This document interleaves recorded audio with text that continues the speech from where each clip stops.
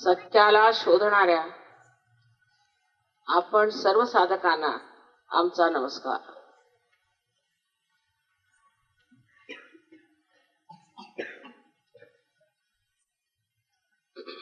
परमेश्वर सत्य आहे असे म्हटलेले, तसेच परमेश्वर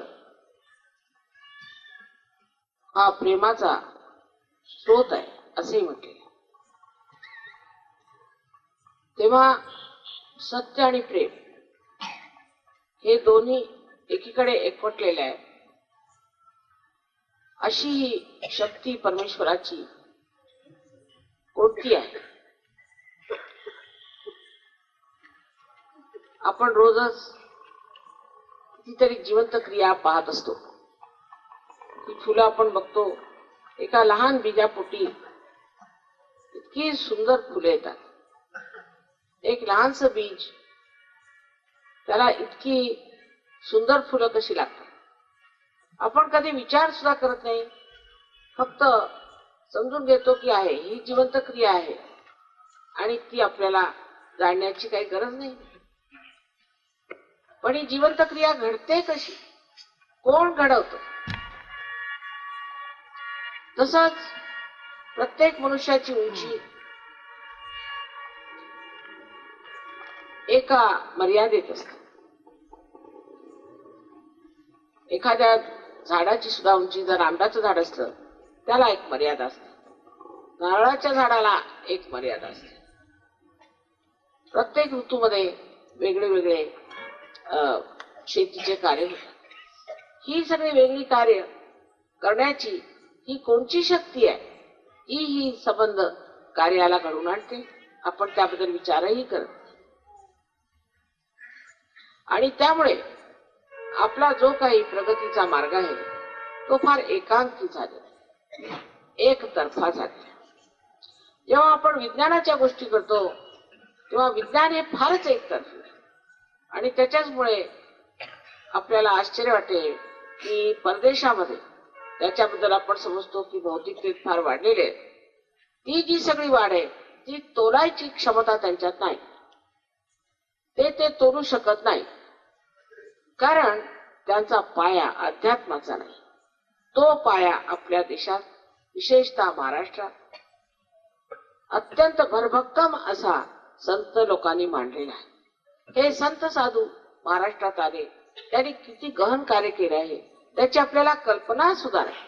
आणि त्या गहन कार्याला आपण सर्व पूर्णपणे जाणत असून सुद्धा त्या गहन कार्याचा आपल्याला किती लाभ झालाय त्याबद्दल आपल्याला माहिती आहे. संतांची आपण स्तुती गातो, त्यांची भजनं गातो, अभंग गातो आणि अव्याहत हे पुष्कळ आपण बघतो की खेड्यापाड्यातून कार्य चालू आहे. पण नुसतं तोंडाने बोलून काहीही मिळत नाही किंवा नुसतं वाचन करून काही होत नाही. ही काहीतरी अशी विशेष गोष्ट आहे जी आपल्यामध्ये झाली पाहिजे, ज्यामुळे ह्या मानवी चेतनेच्या पलीकडे हा उंबरठा ओलांडून आपल्याला पलीकडे जायला पाहिजे. आणि ती गोष्ट फक्त कुंडलिनीच्या जागृतीने होऊ शकते. आता पुष्कळांचं असं म्हणणं आहे की मेडिकल सायन्स मध्ये कुंडलिनी हा शब्द नाही. मेडिकल सायन्स मध्ये पुष्कळ शब्द नव्हते, ते आज आले आहेत. आणि आता पुढे कुंडलिनी हा सुद्धा शब्द येईल आणि आपल्याला आश्चर्य वाटेल की दिल्लीला 3 डॉक्टर्सला MD ची पदवी सहजोगात मिळाली. आणि त्यांनी असे रोग, त्याला आपण दमा म्हणतो किंवा ज्याला एपिलेप्सी म्हणतो, त्याच प्रकारे शारीरिक सुदृढता, या 3 विषयावरती ह्या लोकांनी प्रबंध केले आणि त्यांना त्याच्यामध्ये MD ची पदवी मिळाली. म्हणजे हे जे MD ची पदवी मिळते त्याला परीक्षक जे असतात ते त्याच्याही उच्च प्रतीचे असले पाहिजे. आणि त्यांनी मेडिकलचं परिमाण धरूनच, त्यांनी काही हवेत केलं नाही, मेडिकलच्या परिमाणाने सिद्ध केलं की कुंडलिनीचं जागरण जे आहे हे पॅरासिम्पॅथॅटिक नर्वस सिस्टम म्हणून जी आपल्या मध्य मार्गातली सुषुम्ना नाडीतली जी शक्ती आहे त्या शक्तीला आलोकित करते. तसेच इंग्लंडला सुद्धा आपल्याला आश्चर्य वाटेल की 60 डॉक्टर्स याच्यावर खूप काम करत आहेत आणि ज्या ज्या रोगांना यांनी बरं वाटलंय ते त्यांनी सगळं नमूद करून ठेवलेलं आहे. सर्वात मुख्य म्हणजे रशियामध्ये जवळजवळ 400 डॉक्टर्स सहयोग करत आहेत. सहयोगावरती खूप मेहनत घेत आहेत, कारण आज त्या देशामध्ये इतका पैसा नाही. तेव्हा ही इतकी सहज सुलभ प्रक्रिया आहे, त्याच्यामध्ये आपल्याला काही पैसे द्यायला नको, काही विशेष मेहनत करायला नको आणि सहजच कुंडलिनी जागृत झाल्यामुळे लोकांची प्रकृती ठीक होते. हे बघून त्या लोकांनी याच्यावर फार लक्ष दिलेलं आहे आणि 3-4 ठिकाणी तर फार मोठमोठाले असे आरोग्य केंद्र त्यांनी काढलेले. तसंच तिथले जे विज्ञानी होते, जे सायंटिस्ट होते, त्यांच्या असं लक्षात आलं की सायन्स सुद्धा एका सीमेलाच पोहोचू शकतो. त्यांनी लोकांना शांती, आनंद, प्रेम मिळालेलं नाही. ही फार एकांगी प्रवृत्ती आहे. सायन्स मध्ये जेव्हा आपण वाढतो तेव्हा आपण एकांगी होत जातो. त्याची त्यांना कल्पना आल्यामुळे असे 200 तिथे सायंटिस्ट आहेत ज्यांनी सहयोगावरती खूप मेहनत घेतली. आपल्या देशाचा हा वारसा, विशेष करून महाराष्ट्राचा हा वारसा, जर आपण आपला अध्यात्म मिळवला नाही तर जी काय आपण प्रगती करू ती अगदी कुठेतरी जाऊन आपल्याला प्रचूर टाकेल. म्हणजे समजा एखादा मनुष्य असला, त्याला जर आपण 100 रुपये दिले तर तो सरळ गुत्त्याकडे जातो. आपल्या मुलांबाळांसाठी तो काही बघत नाही किंवा काहीतरी वाईट कामाला लागतो. हे का? तसंच जगामध्ये आपण बघतो की अनेक धर्म आहेत, हिंदू, मुसलमान, ख्रिश्चन, तरतरीचे लोक आहेत आणि ह्या लोकांमध्ये सुद्धा आपण असं बघत नाही की जरी हे आपल्याला धार्मिक म्हणवतात तरी सुद्धा कोणताही मनुष्य कोणताही पाप करू शकतो. मग हे कसं? कोणाला हे बंधन पडत नाही की बाबा मी ह्या धर्माचा आहे तर मी कशाला असं पाप करायचं. म्हणजे काय की ते धर्मापासून च्युत लोक आहेत, त्यांच्या धर्माचं काहीही बंधन नाही आणि म्हणूनच ही भांडणं सुरू झालेली.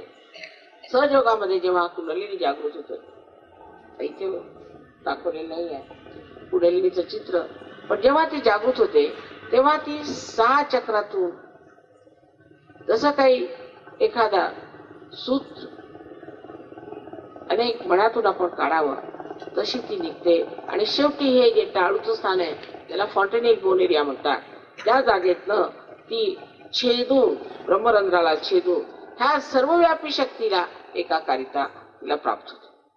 ही सर्वव्यापी शक्ती आहे आणि ती अत्यंत सूक्ष्म आहे. त्याच्यामध्ये ही एक घटना आपल्यामध्ये झाली पाहिजे. जसं हे एक माझ्याजवळ यंत्र आहे, मी ह्याच्यात बोलत आहे कारण ह्याचा संबंध मेईशी आहे. जर हा संबंध तुटला तर ह्याच्यात बोलण्यात काहीच अर्थ राहणार नाही. तसंच होतं जेव्हा आपला संबंध त्या सर्वव्यापी शक्ती बरोबर होऊन जातो तेव्हा एक महान परिवर्तन आपल्यामध्ये येतं. शारीरिक तर येतच, मानसिक, बौद्धिक, वैचारिक. कारण आपल्या डोक्याचा मेंदू सुद्धा आपण फारच थोडा वापरतो, त्याचा पुष्कळचा भाग अंधारातच आहे. जेव्हा कुंडलिनी आपल्या मेंदूत शिरते तेव्हा त्या प्रकाशात बुद्धी फार प्रगल्भ होते. आम्ही पाहिलंय पुष्कळशी मुलं जी ढ म्हणून म्हटली जात होती ती पार झाल्यानंतर किंवा कुंडलिनी जागृती नंतर वर्गात फर्स्ट येऊ लागली, स्कॉलरशिप मिळाली. राहुल लीलाची बरीच मुलं आहेत. तर त्याला कारण काय की मनुष्याची जी सीमित शक्ती आहे ती असीम नावाची.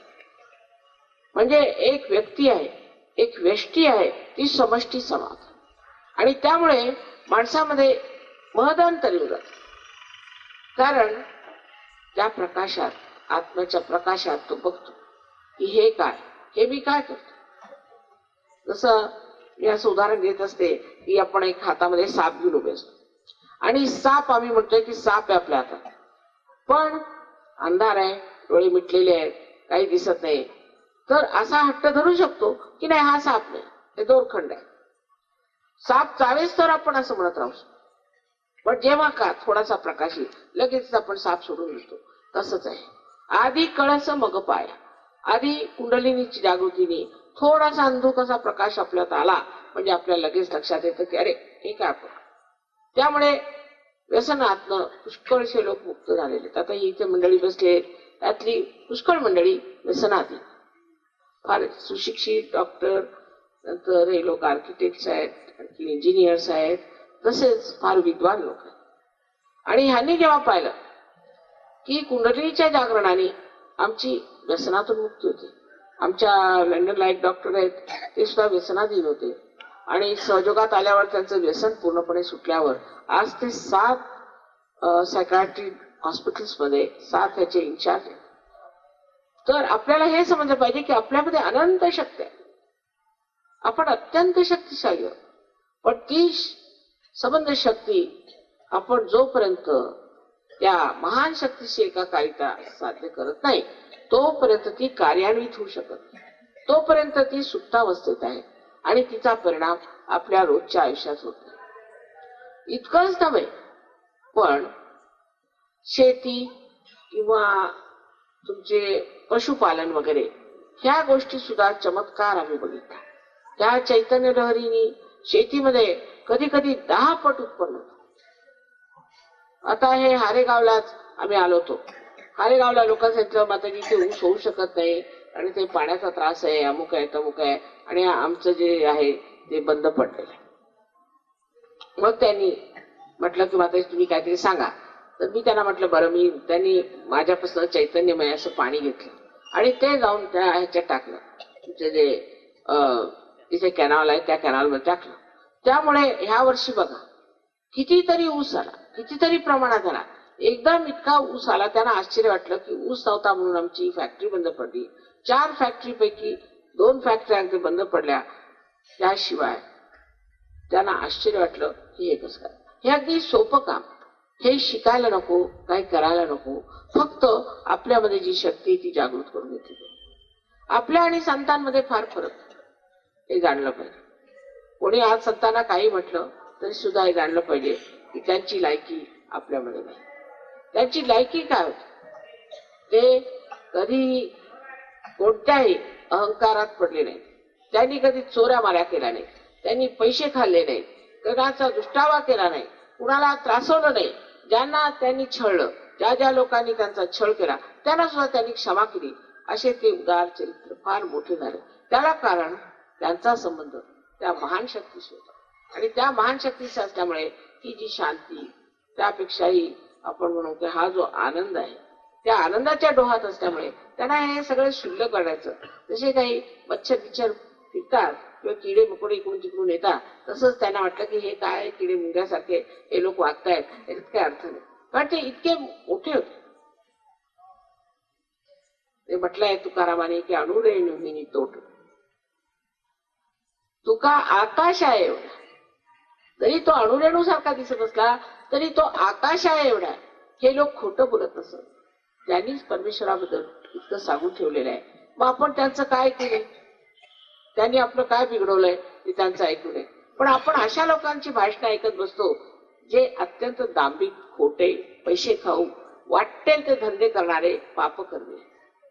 त्या लोकांपासून ऐकण्यापेक्षा संतांनी काय सांगितलं ते ऐकलं.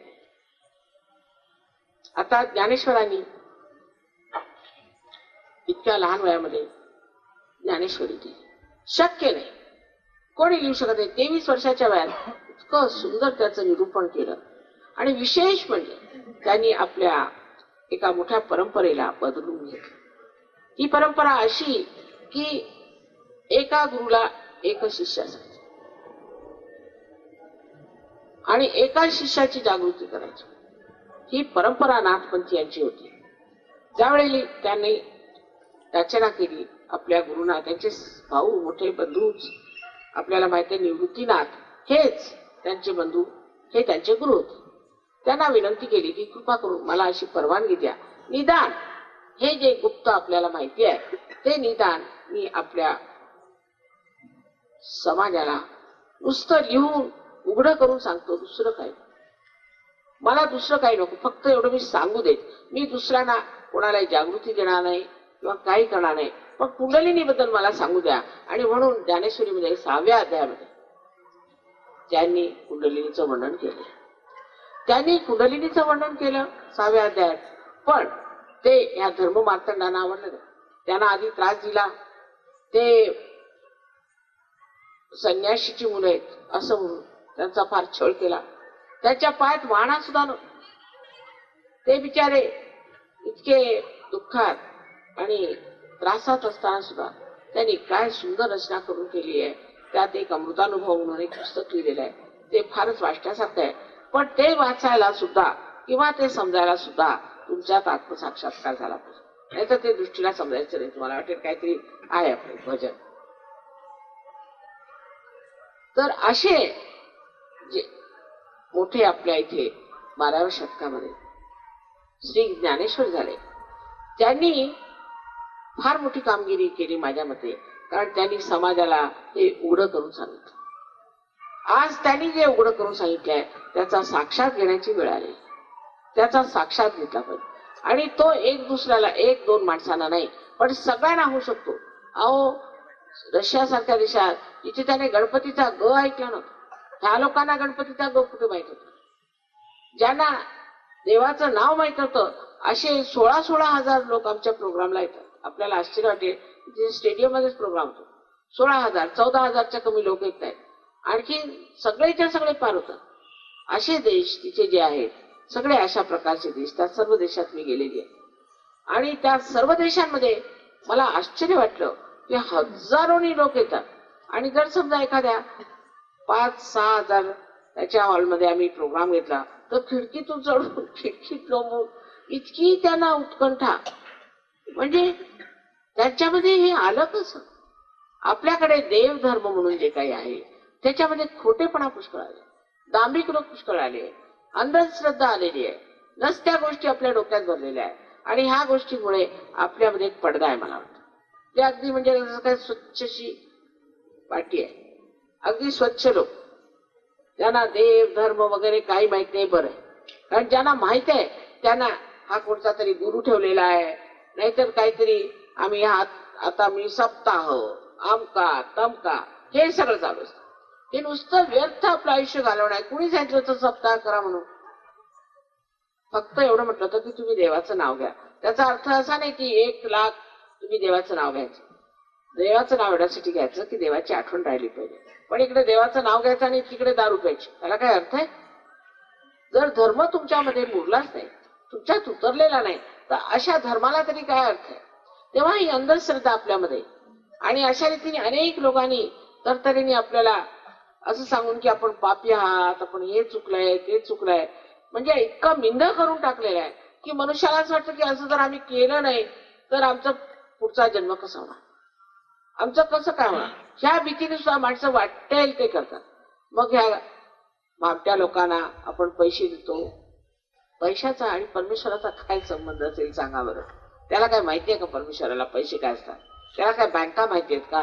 त्याला काही समजतं का या गोष्टीचं? अहो, ज्याला ह्याचं काही ज्ञान नाही त्याला कशाला तुम्ही पैसे देता? लोकांना समजतच नाही. मी म्हटलं की जिवंत क्रिया आहे ही पृथ्वी, हिला आपण काय पैसे देतो का? ही एवढं जिवंत कार्य करते, तिला समजतं का काही?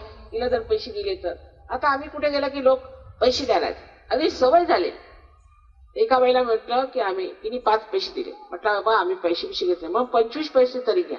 म्हणजे डोक्यात जातच नाही की पैसे घेतल्याशिवाय परमेश्वर कसा तुम्हाला प्रसन्न होणार. ही इतकी अज्ञान आपल्यामध्ये आहे आणि त्या अज्ञानामध्ये आपण वाहवत चाललो. आणि लोक म्हणतातच की इतके पैसे घाला तर आम्ही तुमच्या पितरांसाठी असं करू, इतके पैसे तुम्ही जर दिले तर असं होईल, गाईला तुम्ही आम्हाला अर्पण करा तर गाईचं दूध तुमच्या पितरांना द्या. जसं काय ह्यांच्याजवळ नवीन काहीतरी पोस्ट करण्याची काहीतरी व्यवस्था असेल. आपण आपलं डोकं सुद्धा लढवत नाही की असं कसं होऊ शकतं. पण कुंडलिनी ही आहे, त्याबद्दल मात्र शंका करण्याची काही गोष्ट नाही.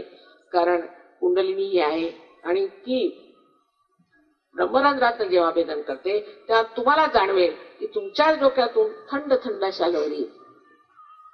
बरं, ह्याच्याबद्दल आदिशंकराचार्यांनी म्हटलेलं आहे, मोहम्मद साहेबांनी म्हटलेलं आहे, ख्रिस्तानी म्हटलंय, सगळ्यांनी सांगितलंय की तुम्ही आत्मसाक्षात्कार घेतला पाहिजे. ते गेलं एकीकडे आणि आपण भांडतच बसलो आपापसात. हे जे मोठमोठाले संत साधू झाले, मोठमोठाले जे अवतरण झाली, ही सर्व एका झाडावर आलेली फुले आहेत वेगळ्या वेगळ्याच वेळेवर. आणि ज्या वेळेला जे आपण समयाचार म्हणतो त्या समयाला अनुकूल त्यांनी कार्य केलेलं आहे. ही सगळे एकाच झाडावर जन्मलेले आपणच ती फुलं तोडली नाही, हे माझं फुल नाही, हे माझं फुल म्हणून भांडत आहोत. आणि म्हणून ही भांडणं उभी झालेली आहे. ही मेलेली फुल आहे, त्याच्यात काही दम नाही. तेव्हा एक विश्वधर्म जो आपल्यामध्ये आहे तो जागृत झाला पाहिजे. आणि कुंडलिनीच्या जागृतीने आपल्या पोटामध्ये हा धर्म तो जागृत, दत्तात्रयाने तो धर्म आपल्यामध्ये बनवलेला आहे. असे 10 गुरु आपल्यामध्ये आहेत. आणि त्या 10 गुरूंचे जे 10 गुण आहेत ते मानवाला साजेसे, कार्बनला 4 असतेत वेलन्सीज आणि माणसाला मात्र 10 वेलन्सीज. त्या जो जागृत झाल्याबरोबर मनुष्य एकदम आतून धार्मिक, जसे संत साधू होते, त्यांना कोणी दारू प्यायला मना केलं नव्हतं, त्यांना कोणी सांगितलं तर असं नका करू तसं नका करू, ते स्वतःच तसं करू शकत नव्हते. त्या त्यांचं चारित्र्य, त्यांचं एकंदर वागणं, त्यांचं सगळं काही किती वेगळं होतं ते लक्षात घ्या. त्याच्या विरुद्ध आता लोक पुष्कळ बोलायला लागलेत की ते सगळं खोटं होतं, इथपर्यंत की देव नाही. म्हणजे हा काय दामपणा की देव नाही, कशावरून नाहीये, हे अशास्त्रीय. तुम्ही शोधून काढला का देव? आधी शोधून काढा, मग म्हणा आहे किंवा नाही. आणि जर नाही शोधून काढला तर एवढं म्हणा की आम्हाला माहित की आहे किंवा नाही. पण देव का नाही? कारण देवाला कुठेतरी ठेवून टाकायचं, कोणाड्यात घालायचं आणि आपण वाटेल तसं वागायचं. आपल्याला जर वाटेल तसं वागायचं असलं, मग आमचा देवावर विश्वासच त्यामुळे कसे वागलं तरी चालेल, का आमचा देवावरच विश्वास नाही. अशा रीतीने आपण देवाची सुद्धा बोलवण केलेली आहे. हा आजच्या आधुनिक काळातला फार घोर कलियुग आहे, हे समजलं पाहिजे. आणि या कलियुगात हेच कार्य होणार होतं असं 14,000 वर्षापूर्वी भृगुमुनी सांगितलं. कारण ज्या मनुष्य संभ्रांत होतो त्या भ्रांतीत पडतो आणि त्याला समजत नाही खरं काय खोटं काय, असं का होतंय तसं का होतंय. त्यावेळेला ह्या कलियुगातच हे कार्य होणार आहे आणि होत आहे. आपल्याला नल दमयंतीचं आख्यान माहित असेल, किती लोकांनी वाचलं असेल अथवा नसेल, पण कलीने फार त्रास दिला नलाला आणि त्याच्या बायकोपासून त्याला वेगळं केलं. तेव्हा एका वेळेला असं झालं की हा कली त्या नलाच्या हातात सापडला. तर त्याने विचारलं की हे बघ कली, तू मला एवढा त्रास दिलायस आणि मी तुला आता पूर्णपणे कसं तरी करून तुझा नायनाट करून टाकतो, म्हणजे कोणालाही तुझा त्रास होणार नाही. तर कलीने सांगितलं की कबूल आहे मला, मी तू माझा नायनाट कर, पण त्याच्या आधी तू माझं महात्म्य ऐकून घे. तुझं काय महात्म्य असेल रे? माझं महात्म्य आहे की जेव्हा माझं कलियुग येईल त्यावेळेला दरीकंदरात फिरणारे हे सगळे लोक जे परमेश्वराला शोधत आहेत ते एक सर्वसाधारण गृहस्थ बनतील आणि त्यांना जे ते शोधत आहेत ते मिळेल. आपण शोधत काय आहोत? आपण शोधत आहोत परमेश्वर. आणि परमेश्वर शोधायचं म्हणजे काय? तर जे परमेश्वराची शक्ती आहे तिचा पहिल्यांदा आपल्याला पूर्णपणे अनुभव बोध झाला पाहिजे. नामदेवानी म्हटलंय भरीन बोधाची परडी. बोध म्हणजे काहीतरी डोक्यात विचार करणे नव्हे, किंवा पुस्तकात वाचणे नव्हे, किंवा भजन वगैरे पुस्तक करून चरपट पंजरी करणे सुद्धा नव्हे. बोध म्हणजे तुमच्या बोटांवर, तुमच्या मज्जा संस्थेवर, ज्याला आपण सेंट्रल नर्वस सिस्टम म्हणतो, त्याच्यावरती तुम्हाला जाणीव झाली पाहिजे की ही शक्ती आहे. हा बोध आहे. त्याच्यापासून शब्द बुद्ध निघाला. तसंच वेदामध्ये विद शब्द आहे. विद शब्द म्हणजे काय? परत तेच.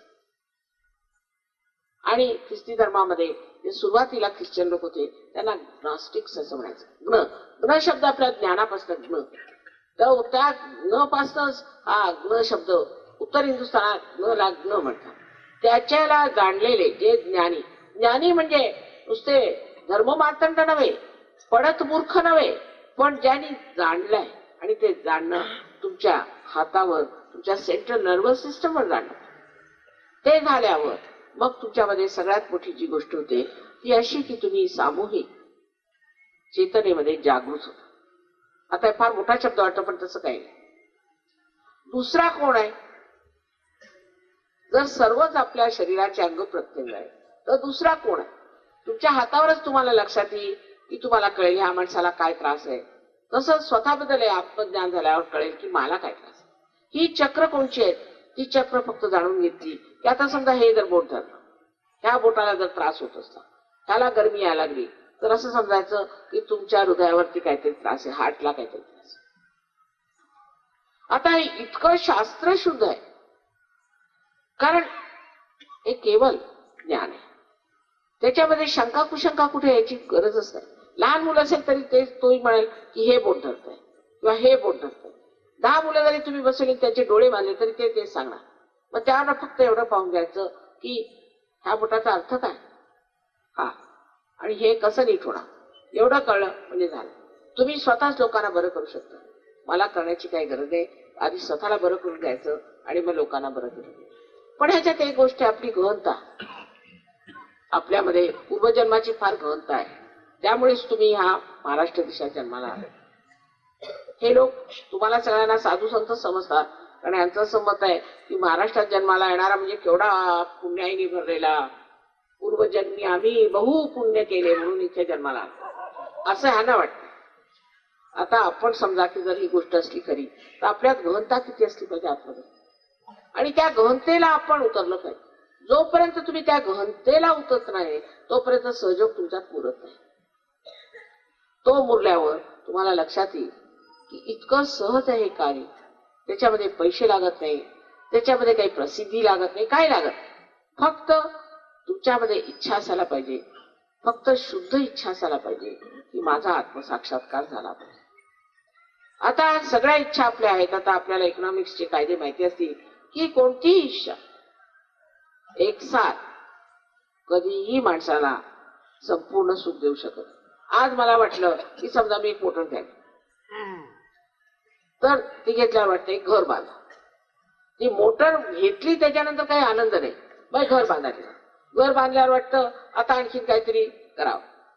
म्हणजे जे मिळतंय, जे त्याच्यासाठी धावपळ करतो ते मिळाल्याबरोबर नको, मग ते दुसरं.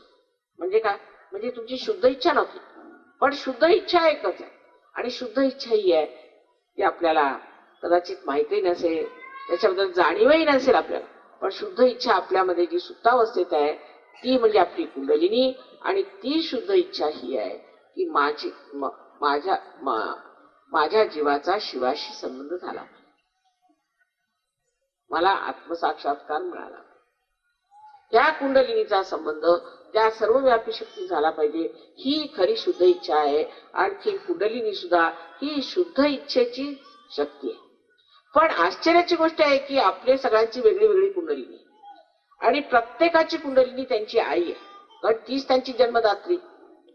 आणि ती आई प्रत्येकाच्या बद्दल जाणून आहे आणि आतुर आहे की तुम्हाला परत तुमचा जो दुसरा जन्म द्यायचा तो द्यायचा.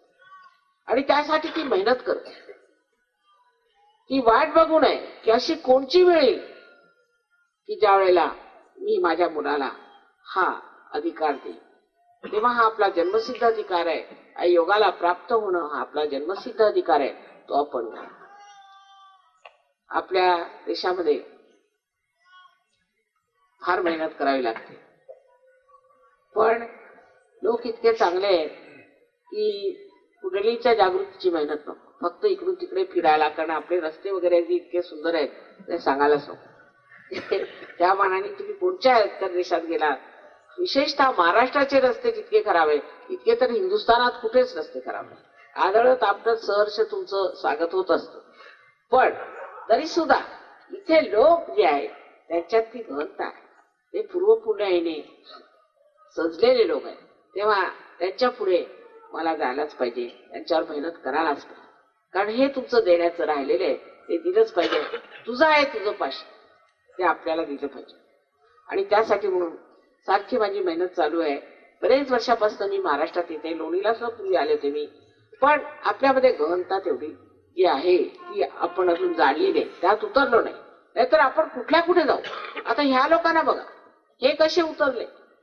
हे एका महिन्यात कुठल्या कुठे पोचून जातात. आणि इकडे आपण पाहिलं तर आम्ही जातो माताजी कधीतरी ध्यानाला वगैरे असं तसं.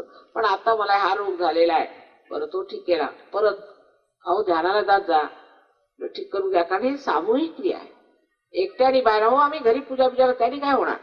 तुम्ही सामूहिक ध्यानाला गेलं पाहिजे.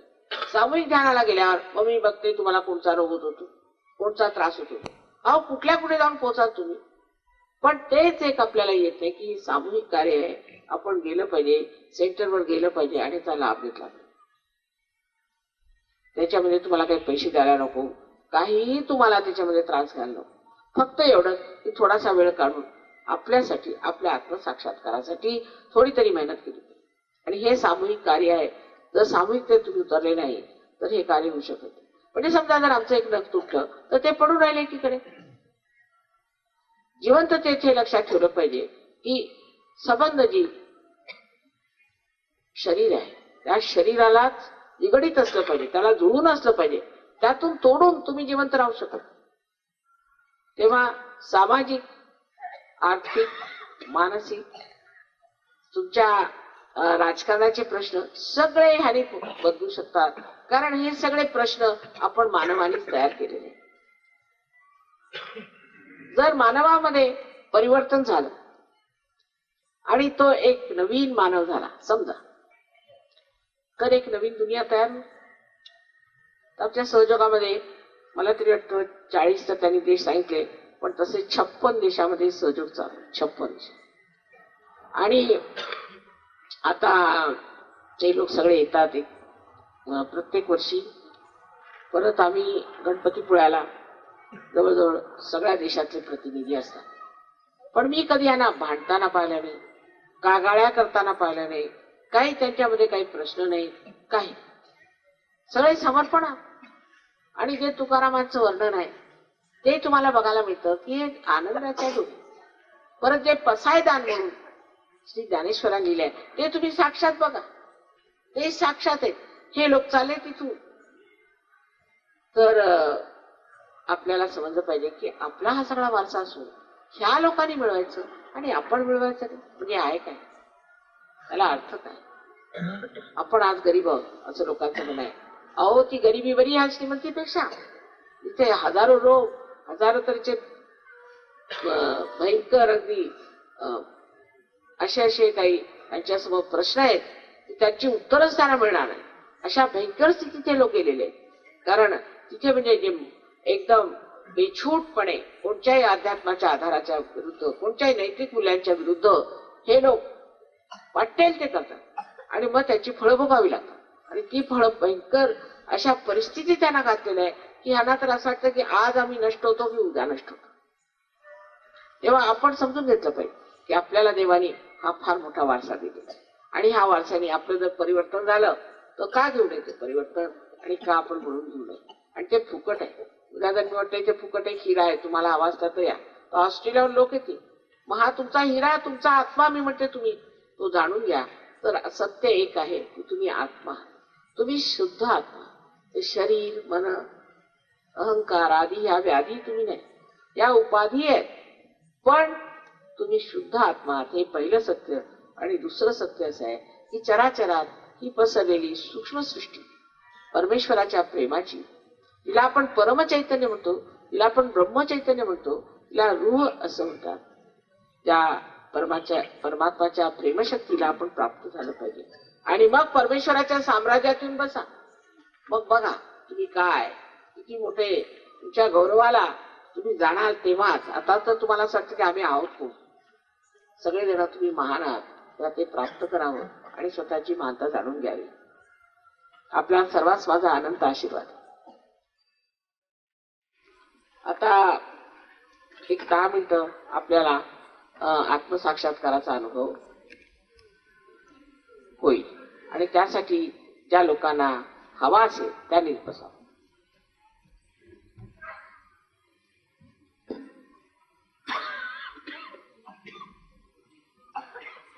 त्याला कारण की कोणावरही आत्मसाक्षात्काराची जबरदस्ती करता येते. ते आपल्या स्वतंत्रतेतच मिळालं पाहिजे.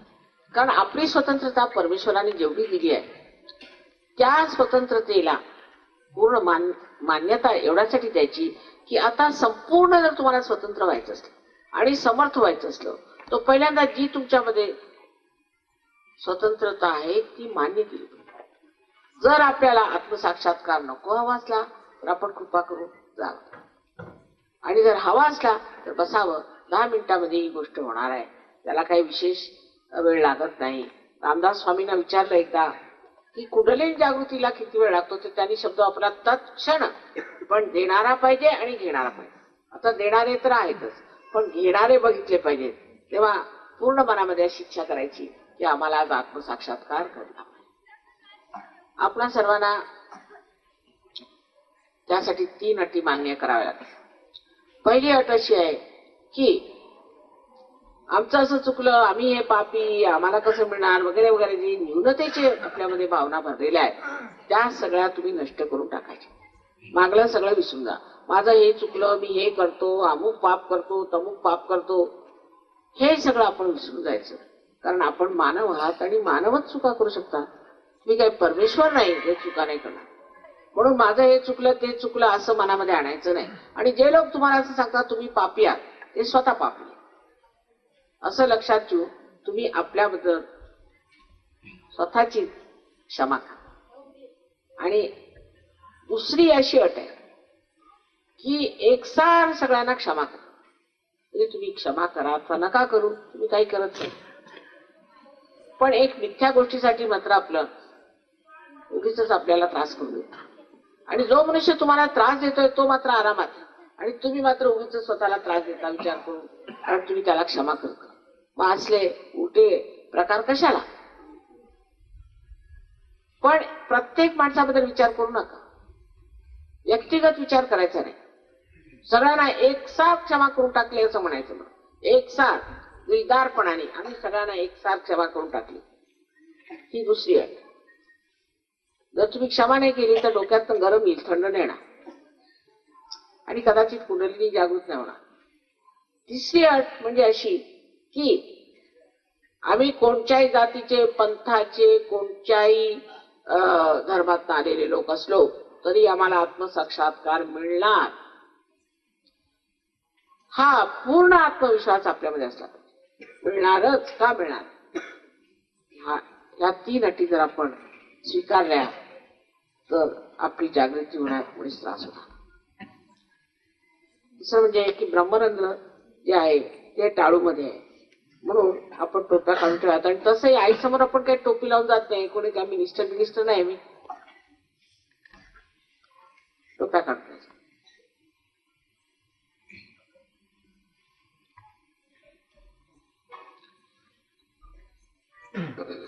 ज्यांना सहयोगात आत्मसाक्षात्कार नको हवा असेल त्यांनी शंका कुशंका काढत तिथे बसायचं नाही, कारण त्यांना होणार नाही, पण त्यांच्यामुळे मात्र वातावरण खराब होईल. तर ज्यांना आपल्यावर विश्वास आहे आणि ज्यांना आत्मसाक्षात करावा असेल त्यांनी अवश्य बसा, त्यांच्यासाठीच आम्ही आलो. बरं, आता आपल्याला अशी विनंती आहे की सगळ्यांनी आपले दोन्ही हात असे माझ्याकडे करायचे, चष्मा काढून घ्या दोन्ही हाताने आणि डोळे मिटायचे. डोळे मिटून दोन्ही हात माझ्याकडे असे करून डोळे मिटून घ्यायचे. डोळे उघडू नये. Please close your eyes. Please close your eyes. Take out your spectacles if possible.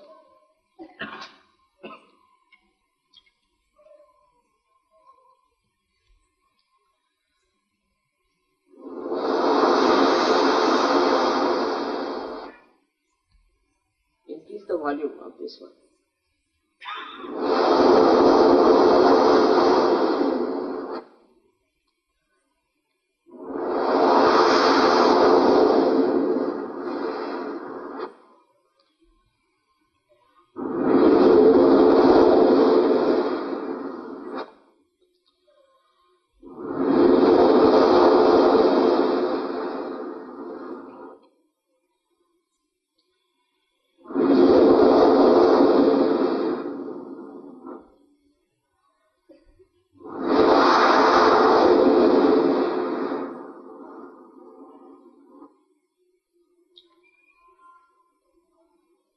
आता हळूहळू डोळे उघडा. Please open your eyes slowly. चष्मा लावून दोन्ही हात माझ्याकडे असे वर करा. दोन्ही हात उजवा हात माझ्याकडे करा. मान वाकवायची पूर्णपणे आणि डाव्या हाताने बघा त्या ब्रह्मरंध्रातून थंड हवा येते का किंवा गरम येईल. थंड किंवा गरम बघा. लक्ष इकडे ठेवा. डोळे वगैरे चढवायचे नाही, अगदी सहज बसायचं.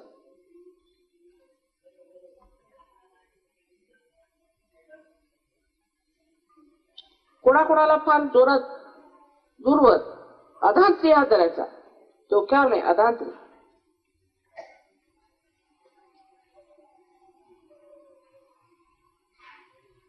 आता डावा हात माझ्याकडे करा. मान वाकवून घेतली पाहिजे. सगळ्यांनी मान वाकवल्याशिवाय नाही म्हणा. मान वाकवून घ्या. आणि आता बघा, उजव्या हाताने बघा, उजव्या हाताने बघा. तुम्हीच तुमचं सर्टिफिकेट द्यायचं, तुम्हीच म्हणायचं की हे आहे. आता उजवा हात माझ्याकडे करा परत, आणि मान परत खाली करा. बघा,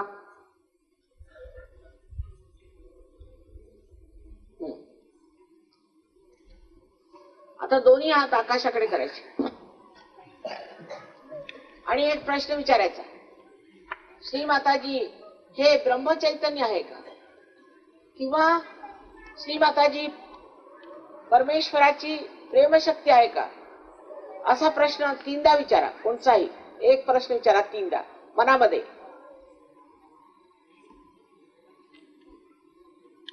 मान वर करू, आकाशाकडे मान करून विचारायचं.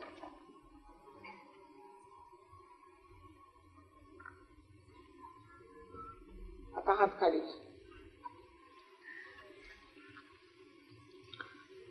माझ्याकडे परत असे हात करून बघा आणि विचार करू नका.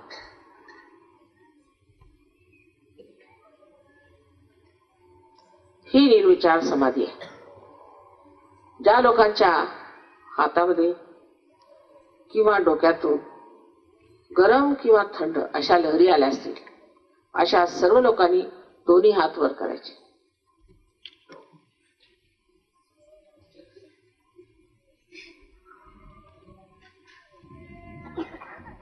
वा, सगळ्यांना माझा नमस्कार. सगळ्यांचा आत्मसाक्षात्कार घटित झालेला. पण सुरुवातीला जसं एका बीज कोंब फुटतं, अंकुर येते आणि मग त्याची हळूहळू वाढ होते, त्याप्रमाणे आपण सुद्धा सर्वांनी आपली वाढ करून घ्यायची.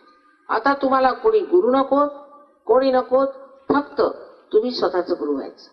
आणि त्यासाठी सहयोगामध्ये जी सामूहिक कार्यक्रमाची व्यवस्था आहे त्यात आपण आलं पाहिजे. आणि थोडीशी त्याबद्दल माहिती जर सुरू झाली तर 8 दिवसामध्ये तुम्ही स्वतःचे गुरु व्हा. आपणा सर्वांना माझे अनंत अनंत आशीर्वाद आहे.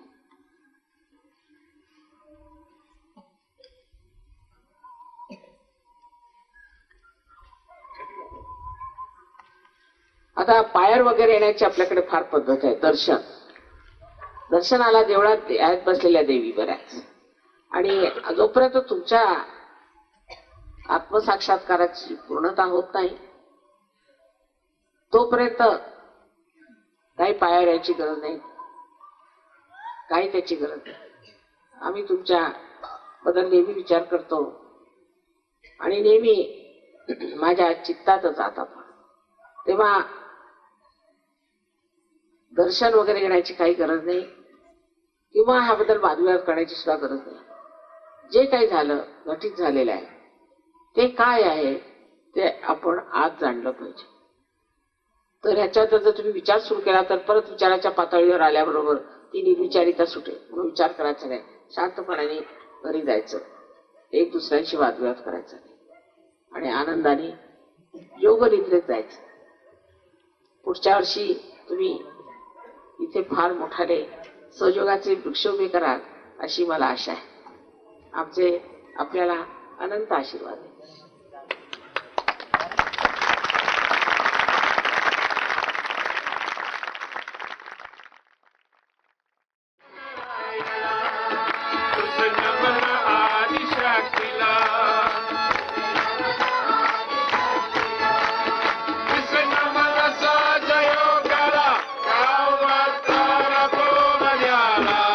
जी जी जी, गावात तारा गोवा झाला.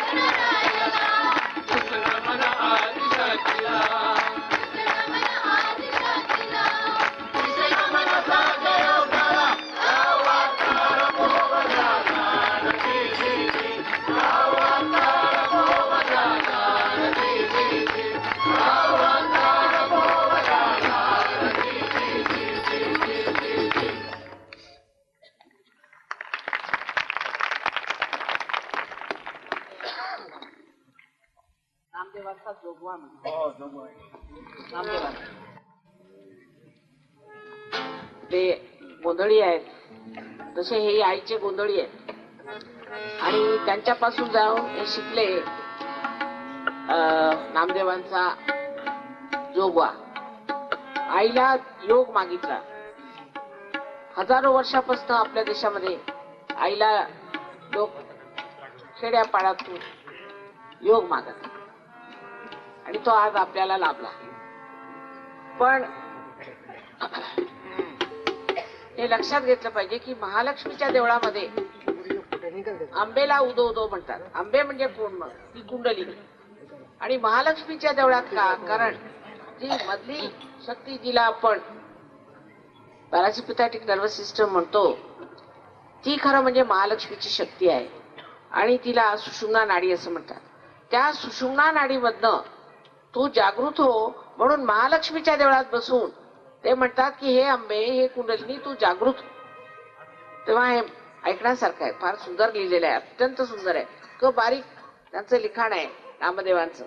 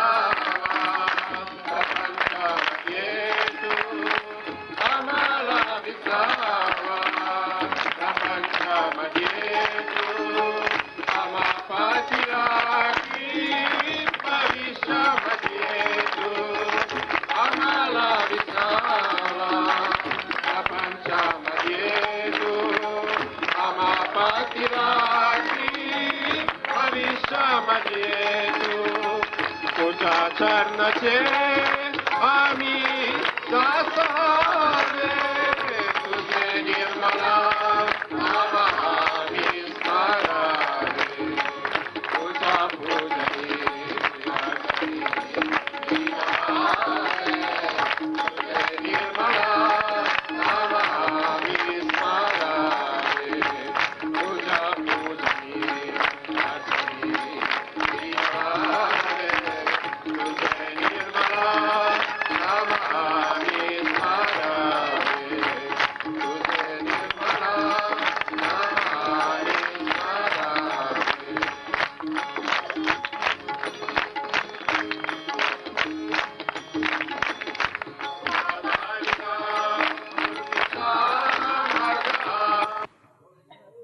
आता ह्या लोकांनी हिंदी भाषेमध्ये स्वतः एक कविता केलेली आहे आणि त्याला चाल त्यांनी लावली, ताल वगैरे सगळं व्यवस्थित.